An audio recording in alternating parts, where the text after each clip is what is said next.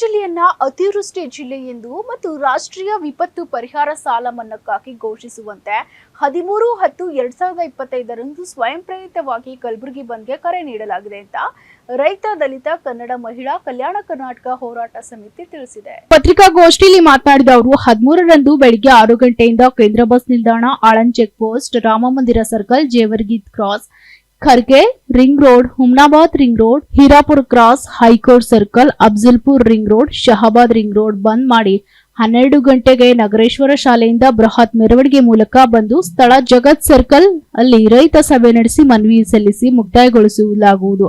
ಅದಕ್ಕಾಗಿ ನಗರದ ಎಲ್ಲಾ ವರ್ತಕರು ಸಂಬಂಧಪಟ್ಟವರು ಬೆಂಬಲ ನೀಡಿ ಮನವಿ ಮಾಡಲಾಗಿದೆ. 13ನೇ ತಾರೀಕು ಬಂದ್ ಮಾಡತಕ್ಕಂತ ಒಂದು ವಿಚಾರವನ್ನ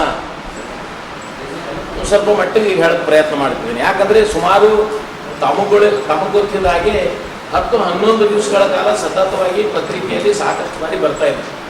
13ನೇ ತಾರೀಕು ಕಲಬುರಗಿ ಬಂದ್ ಅಂತಕ್ಕಂಥ ನಾವು ಕಡ್ಡಾಯವಾಗಿ ಇವತ್ತು ಹೇಳ್ತಕ್ಕಂಥ ವಿಚಾರ ಅಂದರೆ ಅಪೀಲ್ ಹೋಗ್ತಾ ಇದ್ದೀವಿ. ನಾವು ಗ್ರಾಮೀಣ ಪ್ರದೇಶದಲ್ಲಿ ಇರ್ತಕ್ಕಂಥ ರೈತರಿಗೆ ಬಸ್ ಬಂದಿರ್ತವೆ, ಆಟೋ ಬಂದಿರ್ತವೆ. ಅದಕ್ಕಾಗಿ ತಕ್ಷಣ ನೀವು 8ರ ಒಳಗೆ ಏನದ ರೈತರು ಇಲ್ಲಿ ಕಲಬುರಗಿ ನಗರ ಪ್ರದೇಶದಲ್ಲಿ ಎಂಟರ್ ಆಗಬೇಕಂತಕ್ಕಂಥ ಕರೆ ಕೊಟ್ಟಿದ್ವಿ. ಸಾಕಷ್ಟು ಸಾರಿ ನಾವು ನಮ್ಮೆಲ್ಲ ಟೀಮ್ನವರು ಗ್ರಾಮೀಣ ಪ್ರದೇಶದವರು ಇರ್ಬೋದು, ನಗರ ಪ್ರದೇಶ ಇರ್ಬೋದು, ಎಲ್ಲರೂ ನಾವೇನು ಮಾಡಿದ್ವಿ, ಬಹಳ ಪ್ರಯತ್ನ ಮಾಡಿ ಕಲಬುರಗಿ ಬಂದಿಗೆ ಅತ್ಯಂತ ಯಶಸ್ವಿ ಹಾದಿಯಲ್ಲಿ ಇರ್ತಕ್ಕಂಥದ್ದು ಇವತ್ತು ನಾವು ಮನವರಿಕೆ ಆಗಿದೆ. ಬಹುಶಃ ಸಂಪೂರ್ಣವಾಗಿ ಕಲಬುರಗಿ ಬಂದಾಗ್ತದೆ. ನಾವೇನು ಮಾಡ್ತಾ ಇದ್ದೀವಿ ಅಂದರೆ ಒಂದು ಅಫ್ಜಲ್ಪುರ್ ರಿಂಗ್ ರೋಡ್, ಒಂದು ಶಹಾಬಾದ್ ರಿಂಗ್ ರೋಡ್, ಒಂದು Mallikarjun Kharge petrol ring road, Humnabad ring road, Sultanpur ring road ಮತ್ತು ಆಳಂದ್ ರಿಂಗ್ ರೋಡ್, ಇಲ್ಲಿ ರಾಮ ಮಂದಿರ ರಿಂಗ್ ರೋಡ್.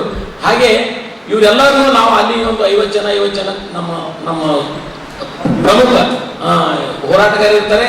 ಅಲ್ಲಿ ಎತ್ತಿನ ಗಾಡಿ ಮತ್ತು ಟ್ರ್ಯಾಕ್ಟರ್ ಆ ರೋಡಿನ ಮೇಲೆ ಬಿಟ್ಟು ಅಲ್ಲೇ ಎತ್ಕೊಳ್ಳಿ ಮೇವು ಹಾಕೊಂಡು ಅಲ್ಲಿ ಇರ್ತಕ್ಕಂಥ ವ್ಯವಸ್ಥೆಯನ್ನು ಕೂಡ ಮಾಡಿದ್ವಿ.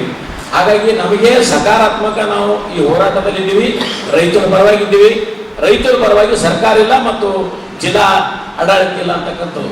ಜಿಲ್ಲಾ ಆಡಳಿತ ಸಂಪೂರ್ಣವಾಗಿ ಇವತ್ತು ಫೇಲ್ ಆಗಿದೆ, ಸರ್ಕಾರನೂ ಫೇಲ್ ಆಗಿದೆ. ಕೆಲವು ಇನ್ಶೂರೆನ್ಸ್ ಕೊಡ್ಬೋದು, ಪರಿಹಾರ ಕೊಡ್ತಕ್ಕಂಥ ಏನೋ ತಾರತಮ್ಯ ಹೇಳಿಕೆ ಬರ್ತಾ ಇದಾವೆ ಪತ್ರಿಕೆಯಲ್ಲಿ.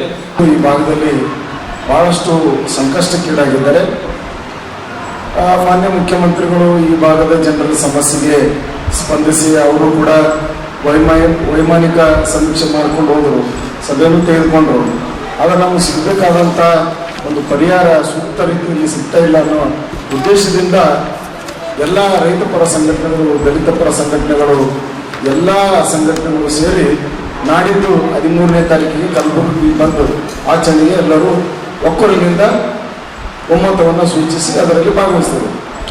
ನಾನು ದಲಿತ ಸಂಘಟನೆಗಳ ಮುಖಂಡನಾಗಿ ನಾವು ಯಾವತ್ತೂ ಕಲಬುರಗಿ ಅನೇಕ ಸಲ ಬಂದ್ ಮಾಡಿದ್ದು ನಮಗೆ ಅಭ್ಯಾಸ ಇದೆ. ಈ ಬಾರಿ ಕಲಬುರಗಿಯಲ್ಲಿ ಇರ್ತಕ್ಕಂಥ 16 ಪಾಯಿಂಟ್ಗಳು ಇವತ್ತು ಹೈಕೋರ್ಟ್ ಕ್ರಾಸ್ ಆಗಿರ್ಬೋದು, ರಾಮ ಮಂದಿರ ಆಗಿರ್ಬೋದು, ಆಮೇಲೆ ಶಾಬಾದ್ ಕ್ರಾಸ್ ಆಗಿರ್ಬೋದು, ಸೇಡಂ ಕ್ರಾಸ್ ಆಗಿರ್ಬೋದು, ಮುನಾಬಾದ್ ಕ್ರಾಸ್ ಆಗಿರ್ಬೋದು, ಆಳಂದ್ ಕ್ರಾಸ್ ಆಗಿರ್ಬೋದು, ಆಮೇಲೆ ಹೀರಾಪುರ್ ಕ್ರಾಸ್ ಆಗಿರ್ಬೋದು, ಹೀಗೆ 16 ಪಾಯಿಂಟ್ಗಳನ್ನು ನಾವು ಗುರುತಿಸಿದ್ವಿ. 16 ಪಾಯಿಂಟ್ಗಳಲ್ಲಿ ಎಲ್ಲ ಕಾರ್ಯಕರ್ತರು ಬೆಳಗಿನ ಜಾವ ಬರ್ತಾರೆ. ಬೆಳಿಗ್ಗೆ 6 ಗಂಟೆಗೆ ಎಲ್ಲ ಬಸ್ಗಳನ್ನು ಬಂದ್ ಮಾಡ್ತಾ ಇದ್ದೀವಿ.